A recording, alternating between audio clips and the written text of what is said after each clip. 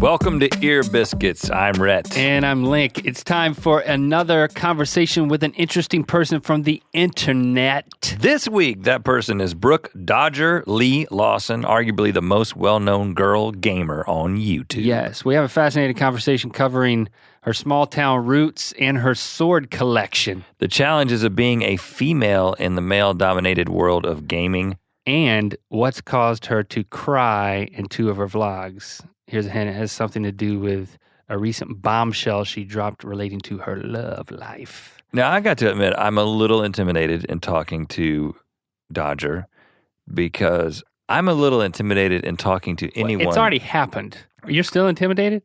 We know that. We're talking, we just teased the things that we're talking about. Yeah, people know that. I'm saying that the process of talking to someone who is a gamer you were intimidated. Is an intimidating thing because it's such a big part of the YouTube culture now.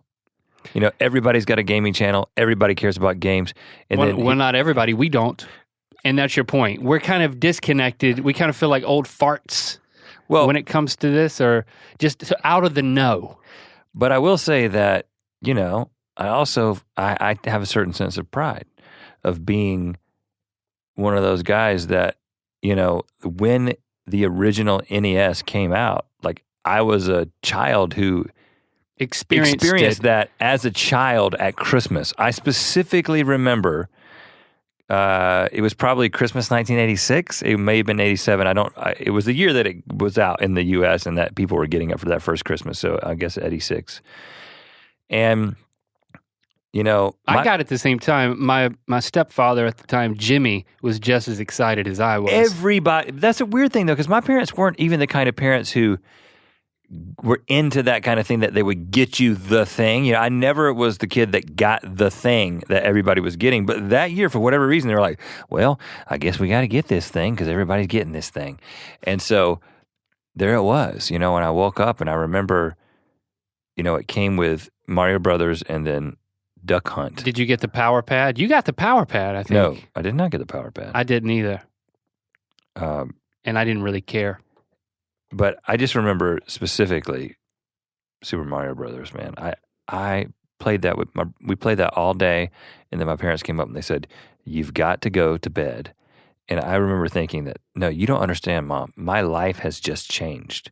Like the fact I'm not ever going to sleep again. that this exists, that's something that is so unbelievably. I mean, did you have an Atari? I had an Atari. I mean, it wasn't like. Yeah, but it was nothing. There was no comparison. Yeah, that's true. There was no comparison. And then I would go over to your house, and you're like, I got this gold one called Legend of Zelda. I'd be like, This gold one. I take it or leave it. So what? The main character is my name. I have never played it. Never. And that's sad. And I'm ashamed of that. You should be. It is sad, and you should be ashamed of it. Last night, Lincoln put it on his DS. Like the old school version. We got it for like $5. So I think I may play Zelda for the first time. It's like that viral video from a few months back where Mike Tyson played Mike Tyson's Punch-Out for the first time in the ESPN lobby. It's a little different because that game was kind of built around him actually. Oh, that's not actually me? No. I mean, people ask me when they meet me, oh, your name's Link? Yeah, I was like, they named the game after me. They believe me. Or sometimes I say the opposite, which can't be true because I'm too old for that. Right, but that makes people think you might Either be way, young. it's not true. But I mean... I'm going to go ahead and tell you right now, I mean, as much as I love that game, you're going to be disappointed. I mean, first of all, you'll never play it to the amount of time, the amount of gameplay that goes into any Zelda game. Mm-hmm. It's not something that you just like, my son's got it on his DS. That's why I never played it in the first place, because I couldn't beat Mario Brothers. I just didn't have the commitment or the wherewithal to stick with something that long. You didn't need commitment. You needed Chad Landrum. That was your problem. Yeah, I didn't. Chad Landrum had a subscription to Nintendo Power, and he was the key. If you wanted to beat something, first of all, I mean, Mario, you couldn't beat Mario Brothers? No, there's a problem. That's just a personal problem. I mean, you know, your wife can beat Super Mario Brothers in like 7 minutes. I've seen her do it. And I'm married to her, so why do I need to do it? She completes me, Rhett. It's romantic. But when it comes to something as complex as, you know, the first Zelda, and then the subsequent games. I can't handle that. You had to have Nintendo Power or a Chadlander. Now or Contra, both. I would go to your. It's funny. I had a Nintendo, but I would go to your house and play Nintendo. Yeah. Well, Contra was great. That was revolutionary for me because then I could like ride the coattails of someone simultaneously. Okay, you get in front with that spread gun, and I'll just kind of hang back and take the credit. That's a great game. Well, I can never beat Contra. We never beat Contra though. That's difficult. I beat it. Not even with 34 men. 30. Oh, we each had 30. Oh, well, it didn't happen. And but I didn't get into a lot of other games. I mean, I got the Genesis when that came out, but I was such a shallow. I only waited in the shallow end of video gaming. You were afraid to go all in. You were afraid to commit. It's amazing at how pervasive it is now to culture, and I mean, not only obviously to YouTube. I mean, you look at the top videos, and it's just.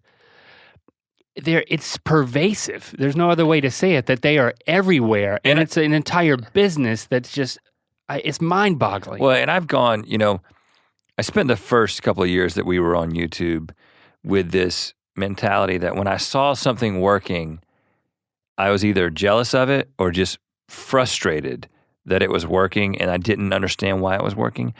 Now my life has become one realization after another, like, oh, this is what's working now. I'm not going to question it. People like watching people play video games. Okay, maybe I don't.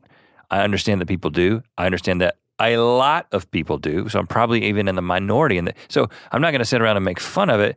I'm going to embrace it as this is the reality now. The most popular YouTuber out there is a Let's Play gamer. PewDiePie. He's not on the show. But the most popular female gamer arguably is. And like I said, we had a fascinating conversation with her. Even though we might have been in the dark, she was very gracious with us. And I think whether you're into gaming or not, I think there's lots to learn here. And I think you will enjoy it.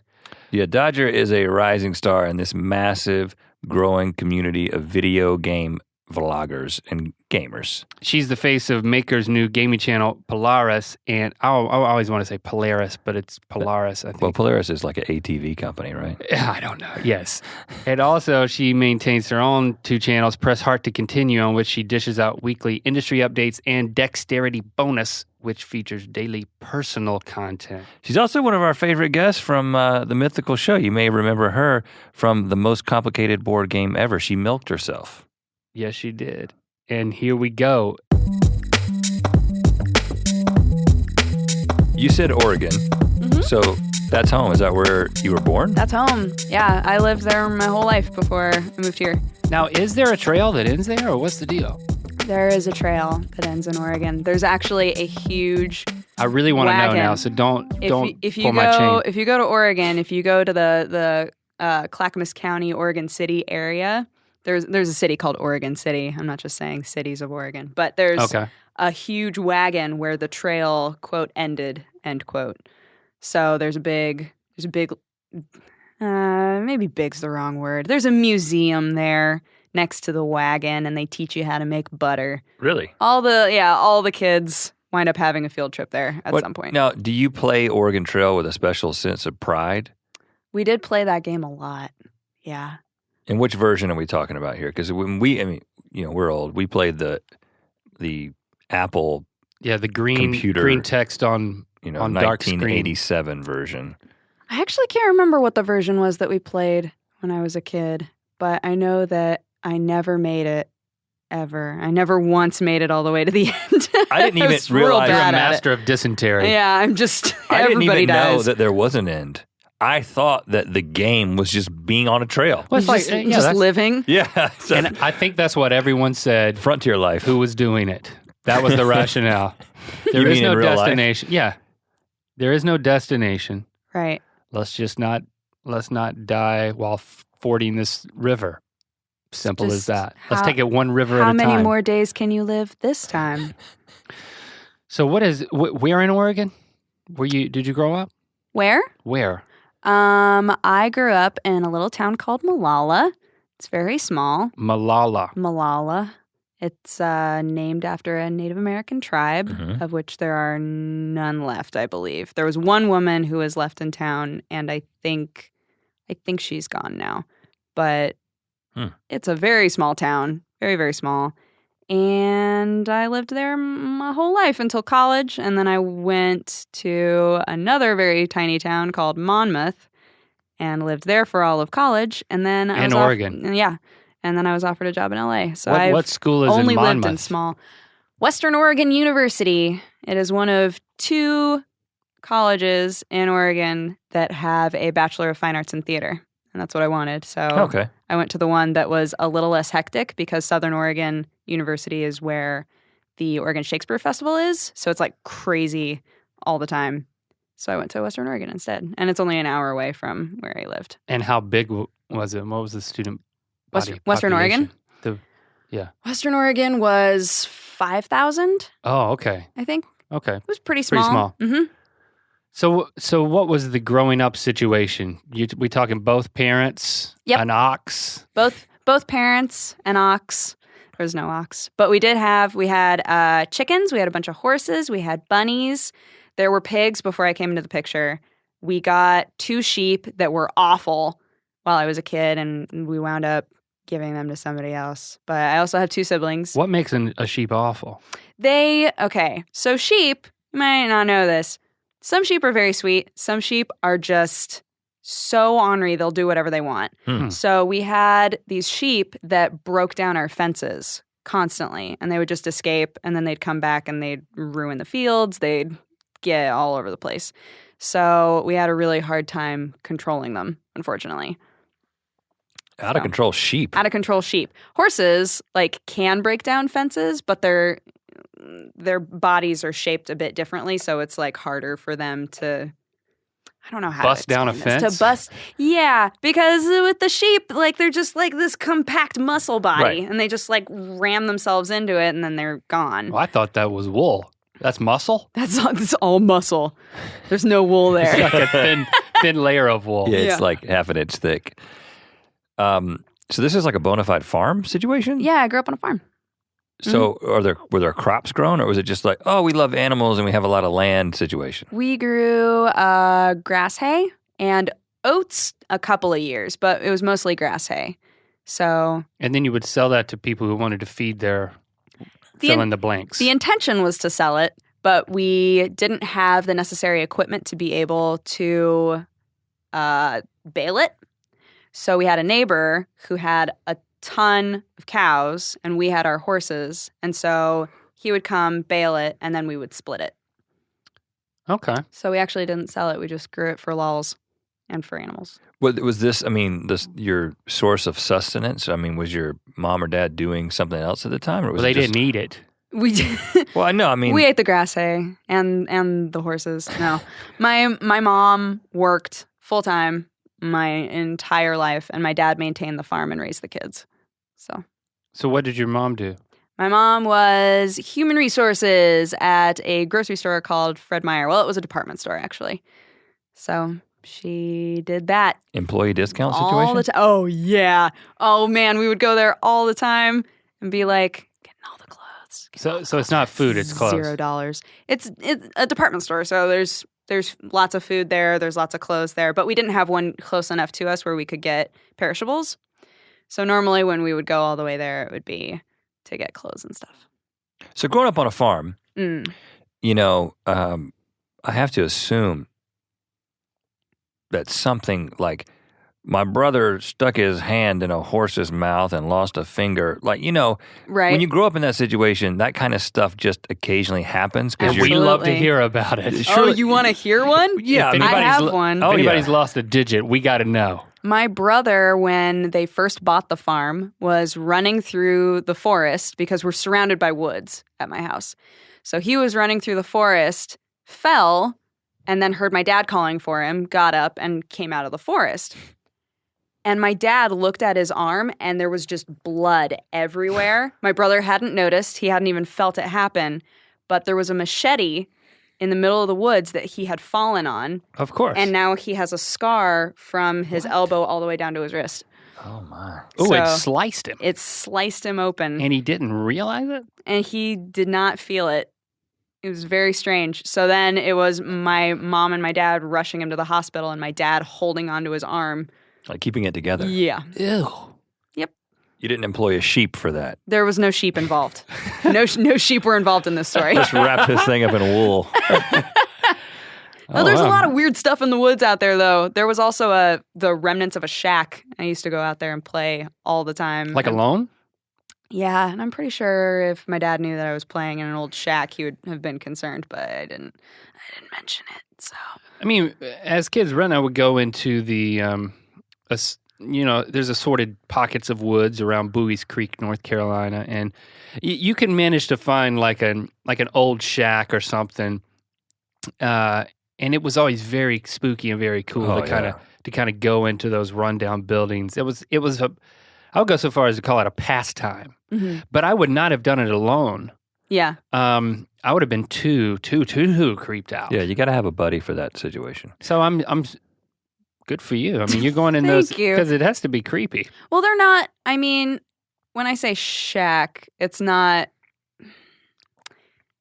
It wasn't put together enough to still look like a shack. It was busted, But yeah, I was so used to those woods. I grew up there. Like I was born near that farm and was raised on that farm. So as I got older, I just went further and further into the woods. So it didn't seem as creepy to me, I don't think. So a bona fide farm girl type situation here. Yeah. You said you had a brother. 2 siblings, a brother and a sister. Both older or? Both older. My sister is 17 years older than me and my brother is 11 years older than me. Really? Yeah. That's quite a spread. Yeah. Yep. So my sister was basically out of the house by the time I was like up and walking around and able to understand what things were. Mm-hmm. And so you and your brother, I imagine, weren't that close if he was that much older too. We're really close now. And as kids, I loved him so much. I wanted to be just like my brother. And he was so annoyed by me. I would do the most obnoxious sister things. Like I would sit in front of his room while he was sleeping because he would sleep in. But everybody else on the farm would wake up at like 6. So I would sit outside of his room waiting for him to wake up because I wanted to play Super Mario or just hang out with him at all. Do you want to build a snowman? Yeah, it was basically that. He's good. Have you seen that? Yeah, I have seen that. It's very good. Pretty good. Yeah, it's a cute movie. So you mentioned Mario Brothers. Now, growing up on the farm, right? You obviously were not discouraged from playing video games. It wasn't, hey, go outside and pet a sheep. I mean, you can find a career in this video game thing, so get to it, young lady. No, I mean, my dad... Farmville, anyone? Law? My dad felt very strongly that everybody should be helping out outside. So it was, it's fine for you to play games. It's fine for you to be on the computer, but that can't be all you're doing. Mm-hmm. So my jobs were weeding and picking up acorns and just the tedious, awful jobs. Every now and then I got to cut wood. That was a bit more interesting. But no, my dad... Picking up acorns, why would one do that? Because they would get all over our driveway. And then when you would drive over them, they would just be crushed on the driveway. Okay. And it just didn't look good. And they're poisonous. And they're poisonous? Yeah. You look at me like I'm crazy. Acorns are poisonous. Google that, and then tell me that I'm right. I will Google And then the other thing is that we're not going to Google it. Don't worry about it. You boil if you cook them, right, or boil them, they are no longer poisonous, and then you can drink acorn tea. Why would you do that? Which I'm drinking right now. Whatever. All true, by the way, except for the fact that I'm drinking it. So when was the inception of the video games into your life that, how do we trace that back to being something that I assume you would say is so life-changing now, right? Yeah, I mean, games have been in my life my whole life. I feel like my dad is still obsessed with Tetris, plays it all the time. Like on what, a Game Boy? No, on NES, original Nintendo. He still has it, huh? He has a replacement NES in case the one he's using breaks. He has replacement controllers. Just to play Tetris? Just to play Tetris. The little screen that's in the garage, because my dad's garage is like where he hangs out when he's not working outside. So the little TV that he has in there has the "you failed" screen burned into it. So anytime you look at that TV, it looks like the game is on, but it's not. It's burned that hard into the screen. Oh, wow. Well, that must mean that he would leave it on that screen. Mm-hmm. Yeah, because he would taunt himself or something. He would play it all the time, and when he would die, he'd be like, "All right, back to work," and he'd get up and go work. And it would just sit there. It would just sit there. Yeah. You failed. You failed. You failed. You failed. You failed. Yep. He'd That's pretty sad. He'd watch Matlock and Perry Mason and play Tetris in tandem. Oh yeah, of course. And he hasn't upgraded though. I mean, he doesn't want more buttons. No, absolutely not. I mean, he understands this system, you know. Have you ever shown him or tried to get him to play a new system? Oh, yeah. I mean, he's played other games with us, but the original Tetris is his. Mwah. He keeps going back to it. It never gets old. Now, I think the sad fact of the matter is just to be totally honest with you here is that we're right there with your dad. So for the rest of this conversation, you're just going to have to bear with us. You're okay. So I could just make stuff up. Our hope is that you will be our Sherpa on this Oregon Trail of gaming. But we do have kids now, and my kids are introducing me back into the world of gaming. So it's interesting how that's happening, because I kind of missed the window with the 16 button controllers. That was just too much for us. Right. I feel like there was a big period of time where a lot of really good games came out that I did not play at all. Like kind of when I was in high school, mostly when I was in high school, I just never really played any new games at all. And so now sometimes when I'm working with colleagues or just talking with friends and they're like, "Oh man, that game, right? Such a good game." I can't contribute at all because I don't. So what was happening in your life in that, like growing up, what are pivotal moments from the picking up acorns through the high school years for you? I think high school is when I started to feel like I shouldn't ask my parents for things. Like I should get a job and start trying to pay for things myself. But I was involved in a lot of extracurricular activities, so I didn't really have time to have a job. But because of that, I still, if there was a game that came out that I was interested in playing, I just wouldn't ask for it. So once I got into college and I was making like a little bit of extra money, I started playing more games again. Okay. So what was life like in that time period for you? In high school? Yeah. Like lots of theater. Heck yeah. Theater girl. Yeah. That's what I studied in college too. Right. So I was doing a lot of plays. I was on dance team, doing dance team. I tried to do a play, dance team, and the tennis team all at the same time. That did not work out. Whoa. I dropped tennis real quick. But the plays were always really fun. And, that's usually not a combination that you see, though. You don't normally know someone who's on the tennis team and the dance team and in theater at the same time. I mean, typically true. There are some, for better or for worse, there are some cliques. Right. In high school, you know? Yeah. Our school was actually really good about that. The kids that I would say were the popular kids were all, for the most part, really nice. There wasn't a lot of bullying that happened in my school. And even the kids that got kind of teased had a lot of friends, had a lot of good positivity. And I don't know if that's because I went to a smaller high school as well, but we didn't really have a whole lot of problems with cliques. So I think people felt more like they were able to try things, I guess. Mm-hmm. So as a theater kid, yes, were you thinking, "Oh, this is it"? I mean, obviously to the point where you wanted to go study it in college. What was the aspiration there? What did you want to do ultimately? I liked doing all of it, which wound up being a problem because, like I said, I went to Western Oregon for their Bachelor of Fine Arts program. And that basically means you choose one thing that you want to do and you study it real hard. Like all of your classes have to do with it. Mm-hmm. So I decided, well, I'll go for the Bachelor of Fine Arts in Acting. And I did, and I got in. There were only 2 of us that got in, and I was really excited. I was so jazzed. But every term, I wanted to be designing costumes, and I wanted to be helping with building sets, and I wanted to be doing other things that were adjacent to acting but weren't acting in the shows. And I was basically sat down by my advisor, and he said, you need to decide whether or not this is what you want to do, if this is the program for you. And if it's not, then just drop it. I mean, you can still be in our department, but I don't think that this program is good for you. So I wound up dropping it, and then I got to design and act, and it was great. What kind of plays were you involved in? What kind of roles did you play? What did you gravitate towards?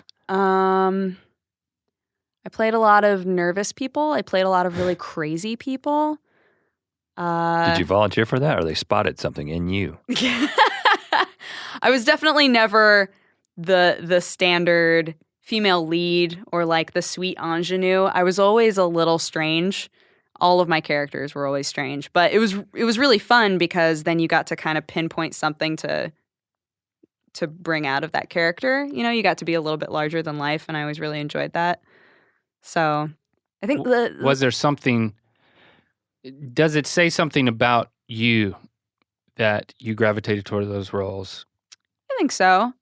I didn't do very well with roles. This is going to sound awful. I didn't do very well with roles that were supposed to be very honest. Like roles where you needed to put a lot of genuine emotion into it, I guess. Like that was always very hard for me. It was very hard for me to be in the moment when it was a very real feeling. But if I was somebody who was kind of outside of the norm, it was a little bit easier for me to justify what that feeling would be. That doesn't make any sense, does it? That was such a strange way to explain that. But kind of to take an angle. Like it's easier for you to take more of a, okay, in this instance, I'm going to be the lying evil person or the weird crazy person versus the person who's about to break down and cry. Like it's the difference between being the completely normal girl who's upset about something versus the straight up crazy villain who's upset about something. Maybe more of a character actor. Yeah.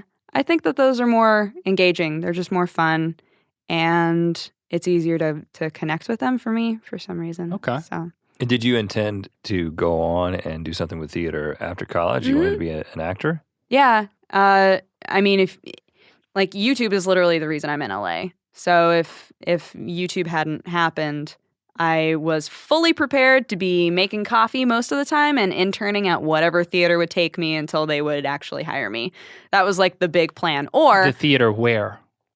In Oregon somewhere. In Oregon. Yeah, because I wouldn't have had the money to go anywhere else. So you felt like, okay, just because of finances, I'm going to be staying around here and I'm going to attach myself to some theater company type situation. Yeah.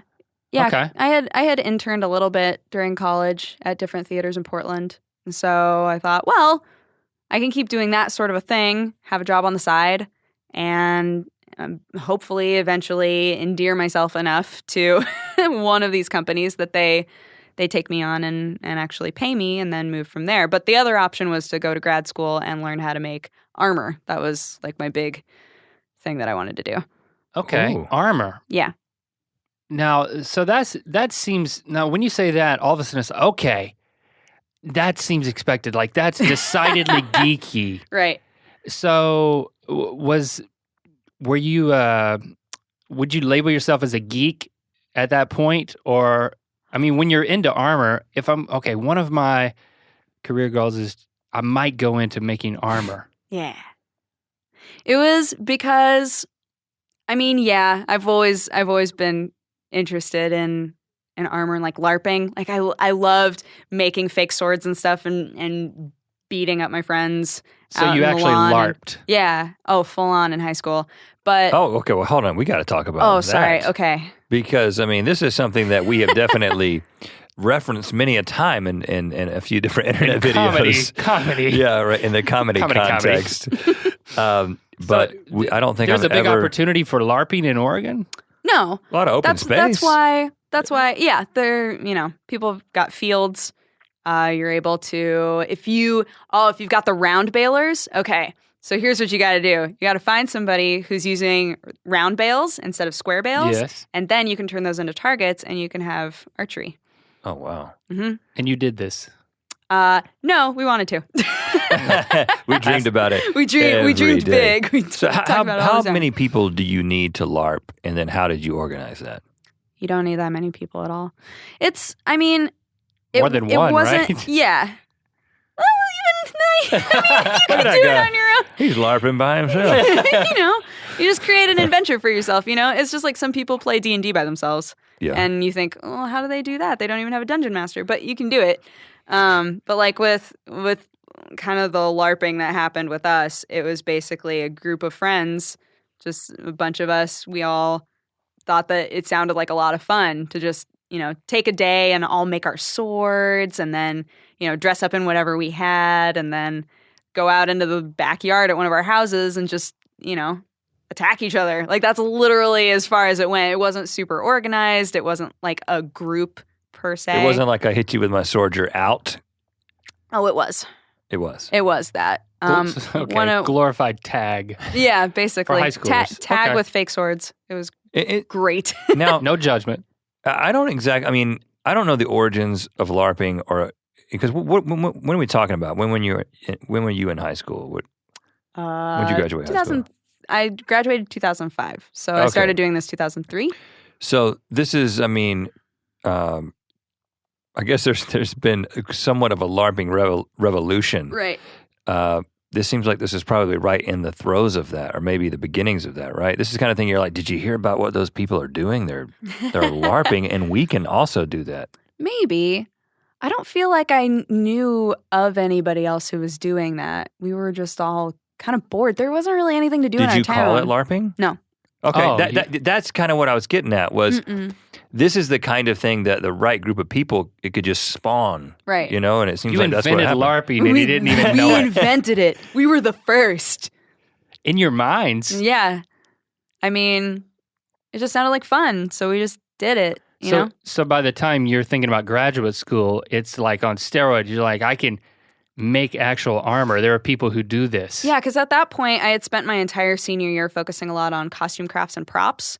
So I had made like puppets and dead bodies and all sorts of weird stuff. And when I was looking into grad schools, one of the coolest ones had this huge program where they were like, we'll teach you how to make legit armor, swords, anything like that. And I wanted to go there so bad. Do you own a sword now? I own... Have you realized this dream? Oh my gosh, this is actually really funny.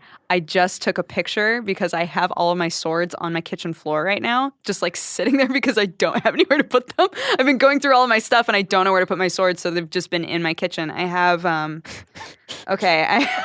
You spread stuff with them? I just don't know. It's one heck of a peanut butter and jelly sandwich. Right, yeah. I'm going to keep doing sound effects all night, just so you know. Yay! Yeah, I have... Zelda Master Sword. I have my épée from when I was in college and took stage fighting. I have a katana. I have like an old style wooden sword that someone sent me. And one more. What's the last one? I can't remember. Well, while you're thinking about that, have you been to the Sword and Stone here in Burbank? No. What is that? She hasn't been. He's a forger of swords. This is the guy. He has a web series where he forges. He's a blacksmith and he forges the recreations of famous weapons from different movies and shows and stuff. But he goes way back. He made Conan's sword, and I'm talking about Arnold Conan. And it's in the shop, and he's got all kinds of stuff like that, and it's right here in Burbank. We shot some scenes for a video over Nerd there. versus Geek. But as I was in there, I definitely had this sensation that like, I think this is awesome. But Dodger should be here. I know that there are other people out there who would really, really appreciate this more. I should go there. You have to go. Yeah. You have to go. That sounds awesome. But we digress. Okay, so you decided... Right. Well, what happened at that point when you were looking at graduate school and theater around Oregon? Like, why did I do YouTube? Yeah, how did that happen? Well, YouTube happened because I had a couple of friends who were doing YouTube. One of them was being very successful at it, and I was bored out of my mind. Husky Starcraft. Okay. So I was taking my very last class to get my degree. It was math. It was summer. I had a part-time job at a farm. And I just had a lot of free time and I didn't know what to do with it. And it was suggested to me that I try making a YouTube channel. And so I was looking to see what other ladies were doing in the gaming world on YouTube. And not many people really had like consistent shows or were doing much of anything. So I decided to try doing just a news show and doing it every other day. And what year was this? When did I graduate? 2010? Okay, so this is sort of before Let's Play just took over, but it was... It was before Let's Play really took over, yeah, but it was gameplay catching, was big. It was catching, yeah. Yeah, and so... But what was big? Gameplay in general. So like, not necessarily Let's Plays or walkthroughs or playthroughs of an entire game, but watching people play a game. Oh, see, we were kind of... we thought it was the same thing. Yeah. I mean, just basically someone playing a video game and then talking over the top of it. Well, I mean, what's ubiquitous at this point is not just Let's Play. What's the proper terminology? Let's Play. Let's Play is a series in which you play an entire game. Okay. Whereas just gameplay would be just a scene or a part of a game. Okay. It doesn't necessarily have to be the entire game. But in form, it's the same thing. It's just a question of, is it complete or not? Is it going to continue? Could you watch it from the beginning and could you see the end? Mm-hmm. So it was really, I mean, so Husky Starcraft, he was very successful. Mm-hmm. And a friend of yours? Yeah. He and I went to the same high school. And really? Yeah, and we kind of reconnected in college and we were chatting and I went and looked at his YouTube channel and I was like, whoa, you get a lot of views. People love watching this. And he was like, yeah, because he would just bring up professional StarCraft matches and he would commentate over them like ESPN style. And that's what he continues to do. That's what a lot of guys do for a lot of esports right now. And it's big, it's huge, but he got in kind of on the ground floor of the newer StarCraft games. So he just blew up. He was a friend of yours from high school. Mm-hmm. Towards the end of college, you're talking with him. Is he the one who's saying, hey, you need to get in on this? What's funny is it was actually originally, he thought that my brother should have a YouTube channel because my brother is a incredible singer, incredible pianist. And so my brother was like, or not my brother, sorry, Mike, Husky, said that, music is real hot on YouTube. He was like, if Jared wants to try that out, he should totally do it. And Jared, made like a couple of videos, but he was like, it's whatever. And wound up making one myself instead. So you're like, but I can do it. Yeah, I was like, that sounds fun. I'm bored. I'll try it. And you were like, why didn't you tell me to make a YouTube channel?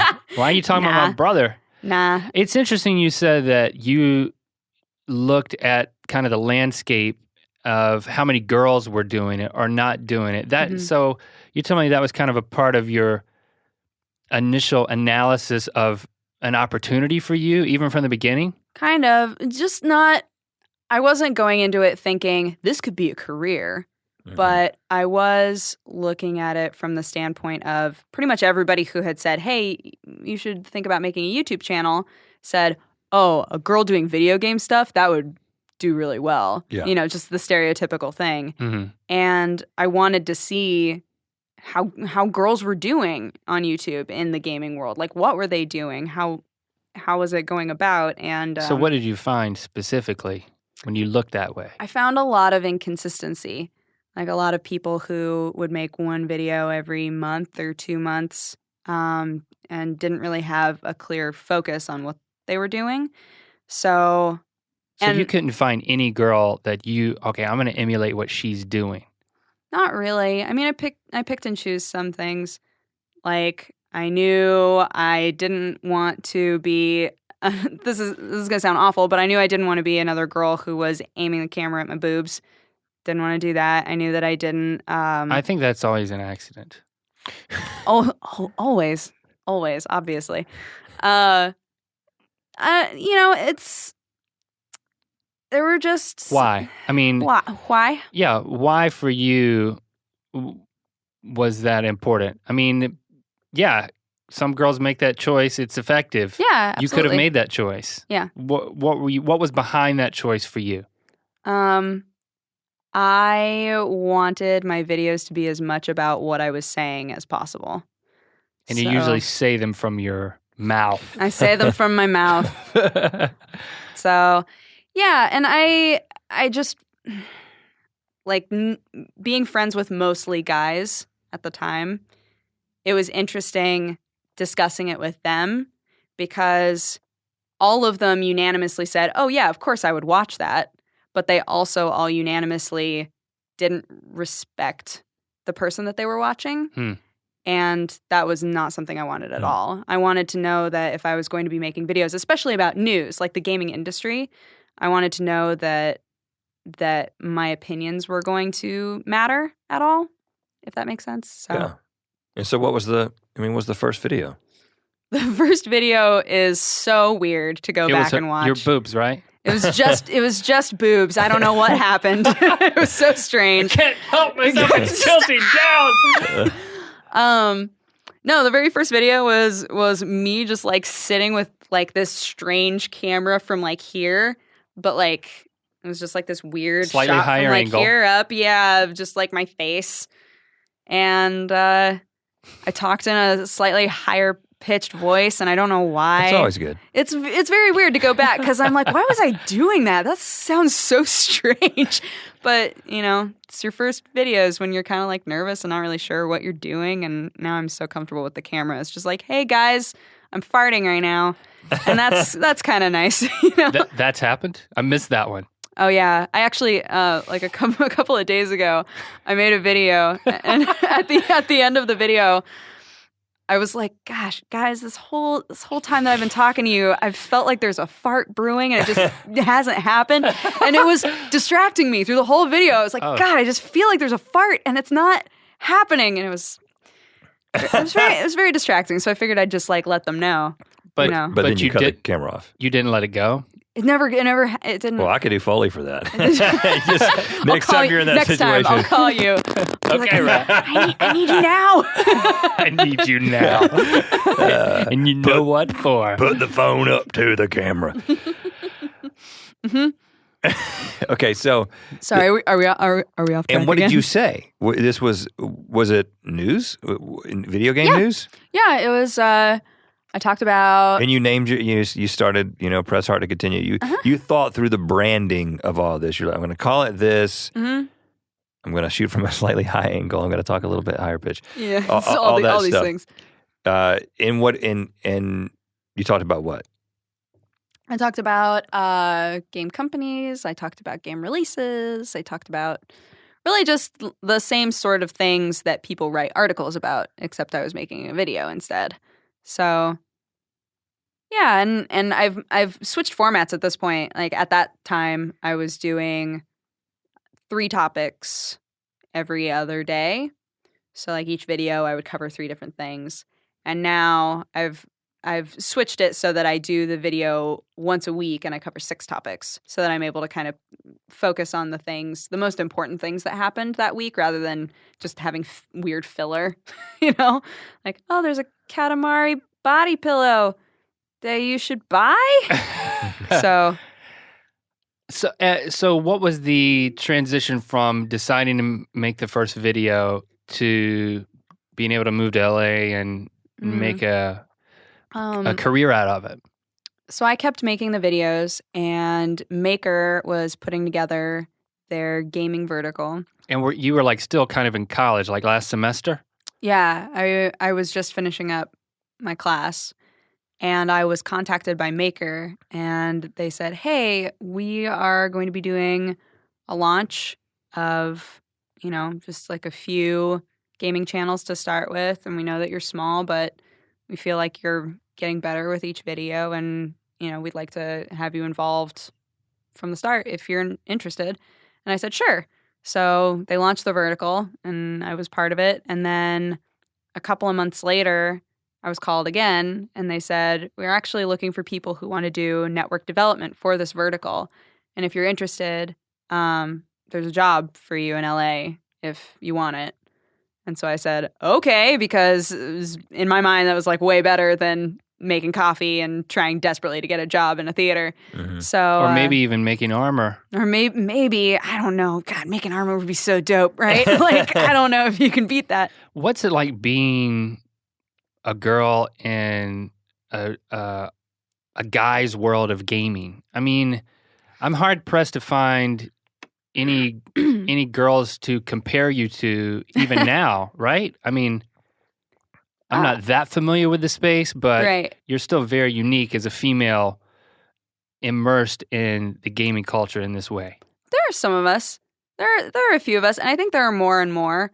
I think there are a lot more women getting involved in the more like journalistic side of it, like on various websites that do articles in gaming.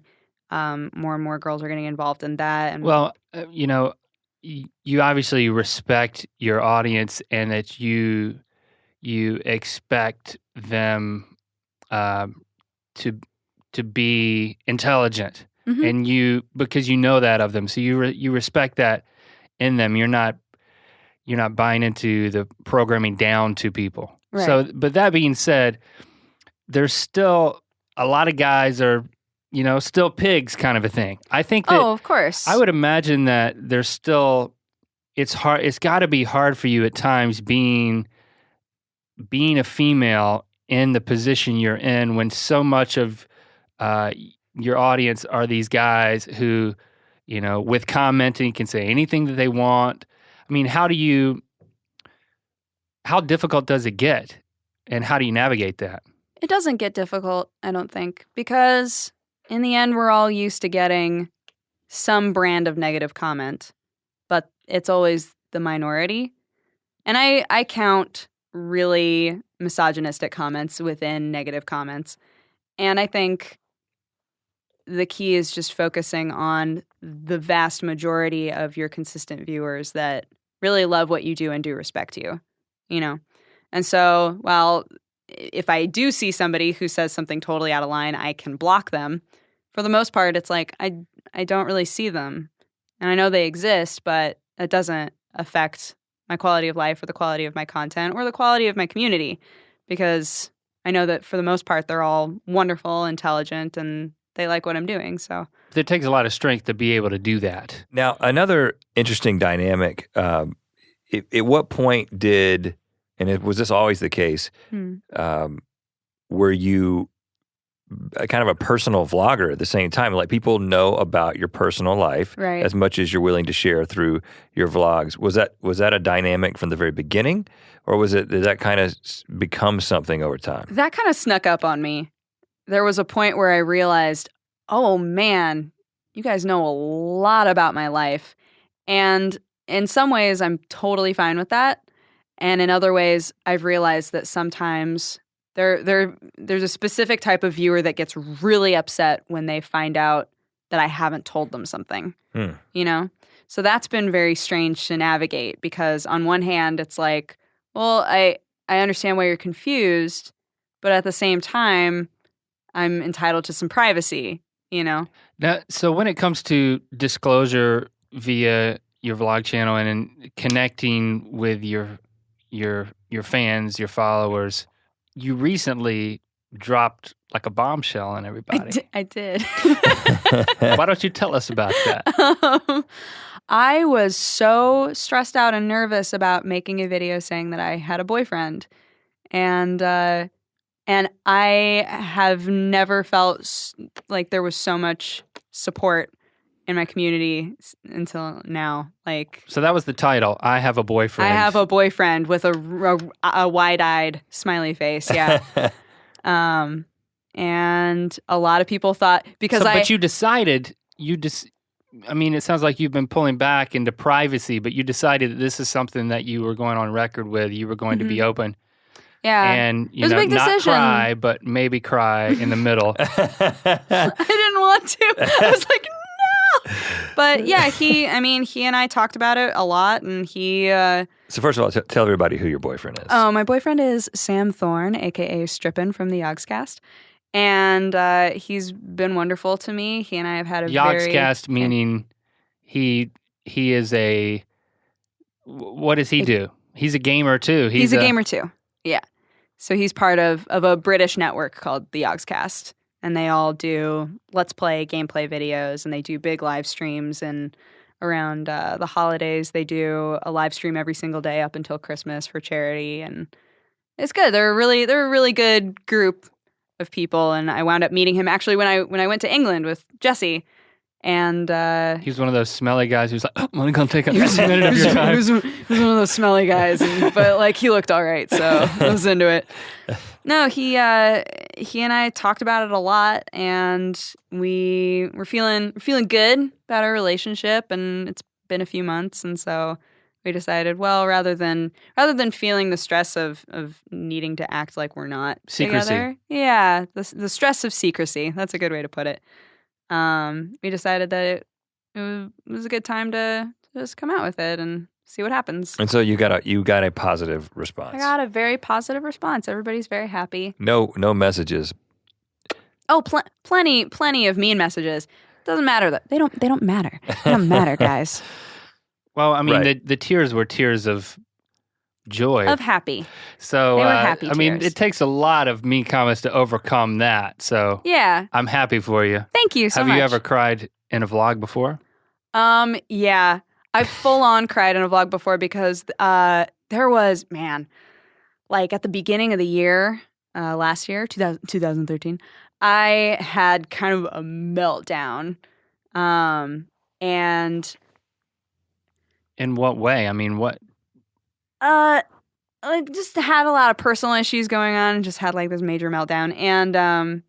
And all of my friends in LA had dropped what they were doing and came over to like be with me. After seeing the vlog? No. Oh. Like I had texted like two of them being like, hey, like you want to like come hang out?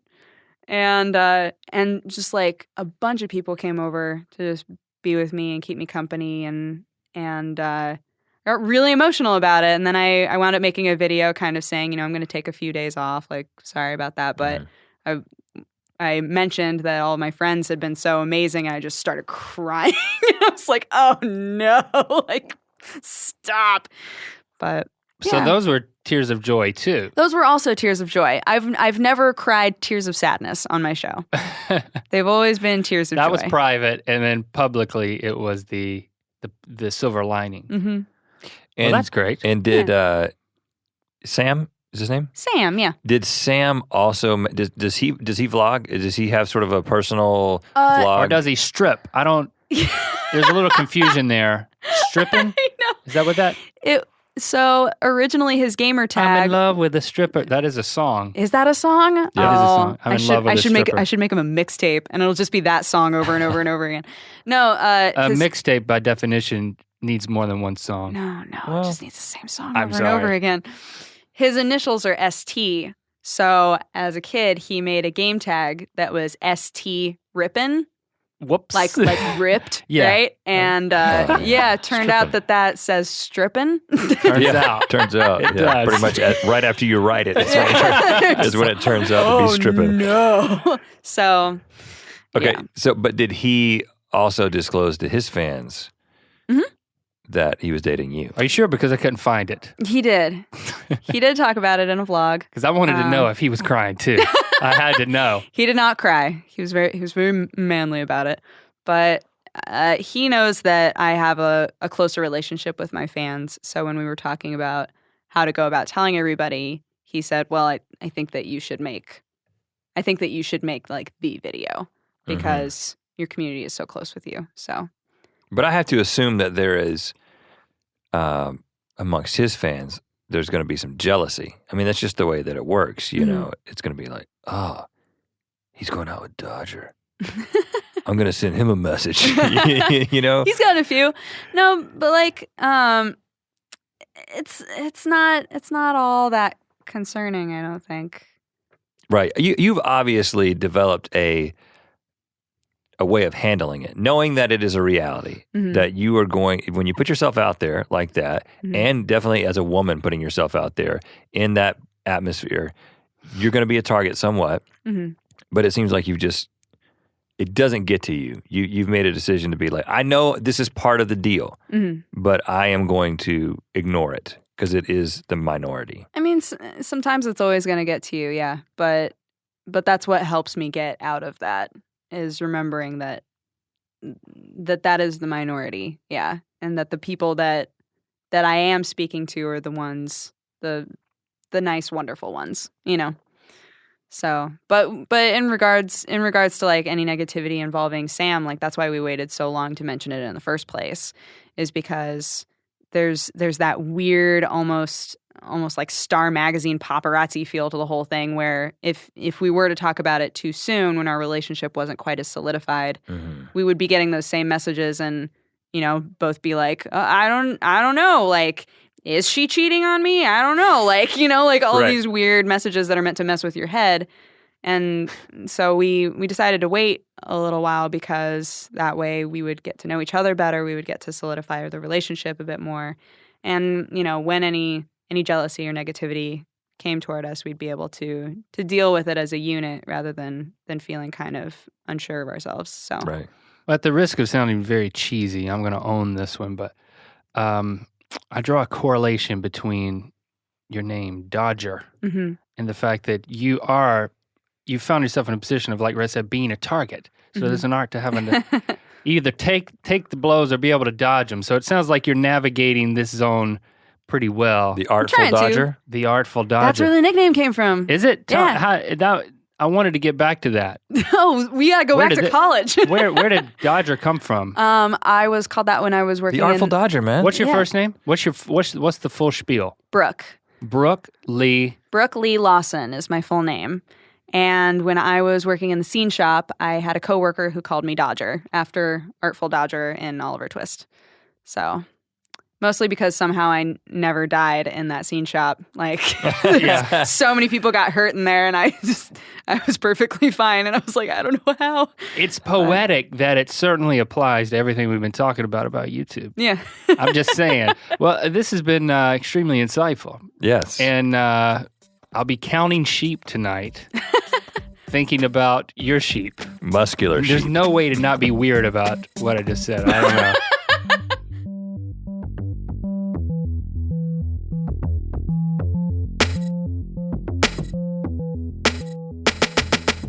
And there you have it, Brooke Dodger Leigh Lawson in full ear biscuit mode. Brooke Leigh Lawson. When she said Brooke Leigh Lawson, I thought, news anchor.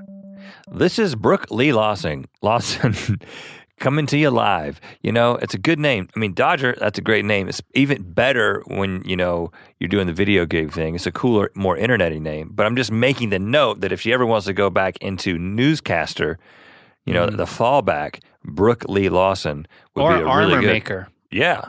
Brooke Leigh Lawson, armor maker. Doesn't really sound like I think you would go with Dodger for that. I hope she wouldn't be offended if I'm totally overwhelmed with the fact she's such a sweet person.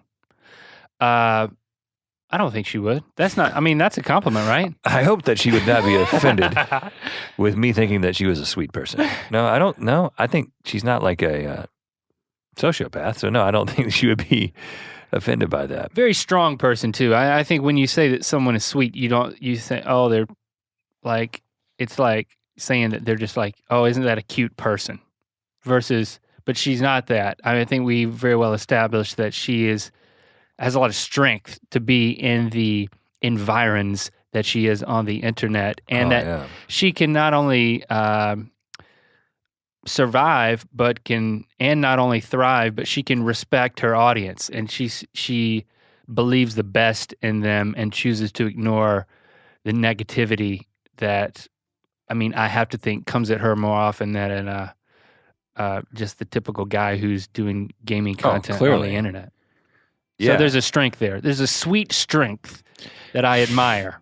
Yeah, I think that, you know, I was definitely not surprised at all to hear that, you know, traditionally this was a 90-10 breakdown. First of all, in terms of men to women ratio, YouTube in general there are more guys who watch YouTube videos. There are more guys who are on the internet on a regular basis, habitually.